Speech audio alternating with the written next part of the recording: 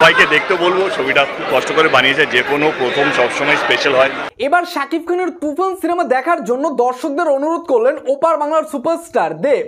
এবার তো ওপার বাংলায় যখনই তুফান সিনেমাটা রিলিজ হলো তখন কিন্তু দেব ওপার বাংলা ছুটে গিয়েছিল সিনেমা হলে শাকিব খানের এই তুফান সিনেমাটা দেখার জন্য। অন্যদিকে ওপার বাংলার এক সুপারস্টার জিৎ, তিনি শাকিব খানের এই তুফান সিনেমা নিয়ে প্রশ্ন করতেই তিনি এমনভাবে উত্তর দিয়েছিলেন, শাকিব খানের এই তুফান সিনেমাকে তিনি তার সিনেমার কাছে কিছুই মনে করেননি।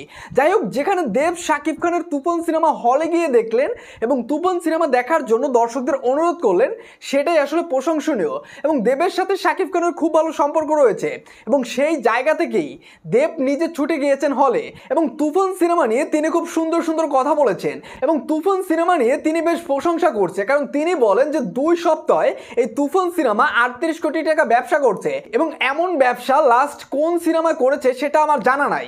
শাকিব খান বাংলাদেশের বড় সুপারস্টার, সেই জায়গা থেকে যখন কলকাতায় সিনেমাটা রিলিজ হলো তখন দর্শকদের একটা হই হই তো লেগেই গেল এবং সুপারস্টার দেব সহ ইন্ডাস্ট্রির আরও বেশ কিছু অভিনয় শিল্পীরা তারা কিন্তু শাকিব খান তুফান সিনেমাটা দেখতে আসছে।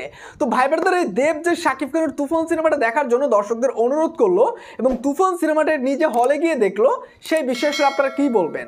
অবশ্যই আপনার মূল্যবান মতামতটি কমেন্ট বক্সে জানিয়ে দেবেন।